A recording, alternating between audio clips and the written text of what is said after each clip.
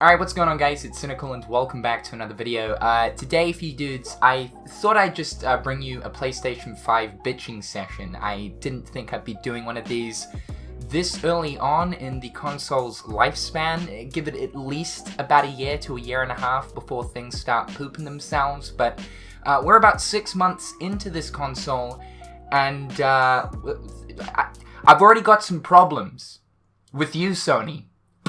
Bring it on, thick boy. Now, look, I love PlayStation. It's always been my console of choice, though I don't try to lean into the whole fanboyism of the whole console thing that's going on, and has always gone on for as long as consoles have been a thing, mainly because the discourse of the arguments between one console side to another console side is the most mind-numbing fucking thing out there. The constant discourse between Xbox and PlayStation fanboys on Twitter makes me want to literally go down the road, go down to the local fruit and veg shop, get a whole bag of onions, and just eat them raw. Induce as much pain to myself as possible, enough so that it just completely mutes the discourse of the whole fanboyism thing on Twitter. Seriously, I feel like this is an entire video in itself that we could be talking about, in the sense of that, okay, I'm sidetracking. What I'm saying is, I love PlayStation, always kind of being a PlayStation fanboy to a degree. However, this isn't really a video of me shitting on Sony, but I have to say I have never stumbled across problems this soon on into a life cycle of a system. And this is meant to be the big next-gen system, wow, the future, holograms, VR, AR. Oh, what is this, Cyberpunk 2077? Actually, you know, now that I think about it, this is kind of reminding me of Cyberpunk 2077. Ironically. Now, I got two major issues that I've been facing with the PlayStation 5, all within the past 3 weeks, and it is actually to do with Nier Replicant. Not specifically this game. I'm not saying don't play this game, otherwise your system's going to break, you're gonna fuck your shit up. It was just my controller sort of brokey through playing Nier Replicant. I also wanted an excuse to talk about Nier Replicant. I feel like at some stage soon too, we'll talk a little bit more about Replicant. While I'm here, please do yourself a favor, pick this game up. Yoko Taro, you son of a bitch. I'm gonna throw a little extra in here too. If you tried Automata and you didn't like it, please give this turkey drumstick a try. I actually enjoyed Replicant a little bit more overall than Automata. Alright, that's enough about Nier Replicant. So issue number one is the controller. This is the problem that I faced first. Whilst I was playing Nier Replicant, I was up to about the 15-hour point, which that's not actually that far through the game, because it's about like a 40 to 50-hour experience.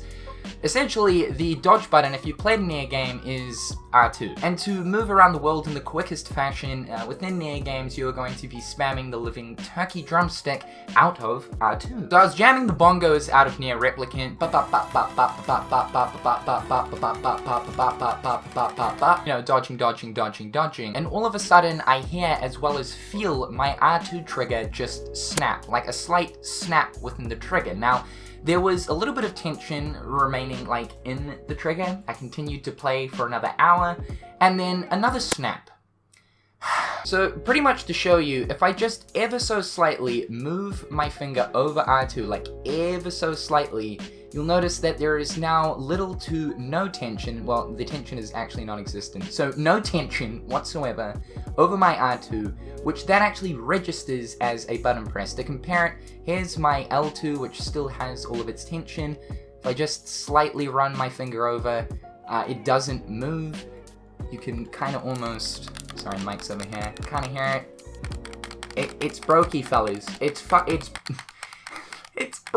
This also means that the haptic feedback in my R2 as well has absolutely gone kaput, which kills me because this happened literally just before the release of Returnal as well as we've got Ratchet and Clank coming up next month, and that's got the haptic feedback with the different weapons, and I'm not going to be able to taste the next gen titty. The reason why I'm telling you guys this is I don't know if I have a defunct PlayStation 5 controller. I have seen some cases online because, of course, I did a Uncle Google search as soon as this did happen to see if anybody else had experienced the same issue. But this is a PSA. If you are going to play Nier Replicant or any other game that involves the spamming of either L2 or R2, just be a little bit mindful of it. What I should have done was just simply remapped the R2. You can actually do this in-game for Nier Replicant, or you can just do it through the PlayStation 5 for any game you're playing.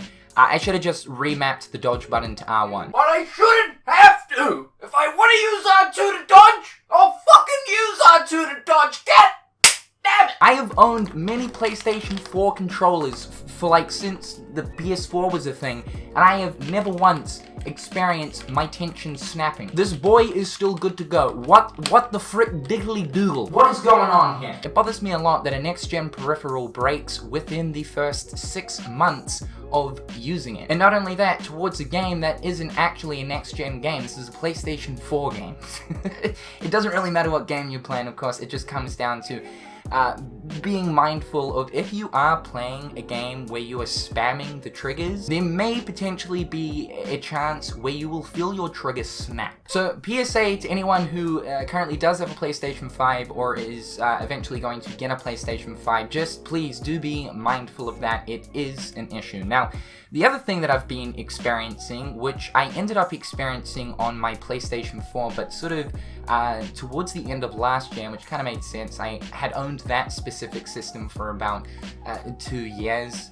Even still so, I mean, that's not good enough, Sony. But there is a thing known with the PlayStation 5 known as the blue light of death, and you don't want this, especially with the new quick resume type feature that the PlayStation 5 has, where you can just jump straight back into a game if you turn the system off, so long as it is within rest mode. You can just pick up from where you left off. If you completely turn the system off, that means that you can't do that. You will lose progress unless, of course, you have saved or have an autosave. The annoying thing about the blue light of death is you go to turn the system on, and usually you'll have the blue light to indicate that the system is turning on, a white light to indicate that the system is currently on, and an orange light to indicate that the system is in rest mode.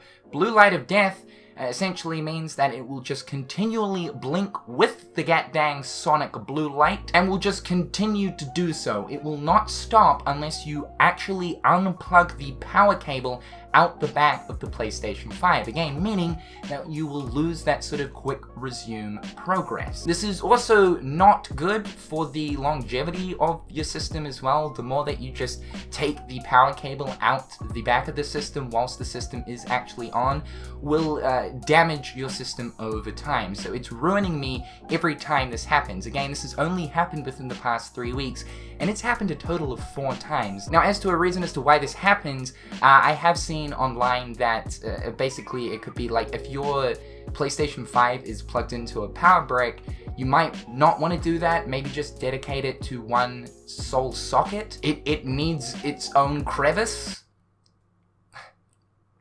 It's a sex joke. They do say sharing's caring, but okay, I don't know where I'm going with this. But yeah, no, just dedicate it to one socket, because that could be a problem. I've done that, it's happened twice since. This is meant to be my next-gen experience. What the fuck is going on? First Cyberpunk in December with the new system. That was a mess. My controller goes kaputty. The system feels like it's on its way out.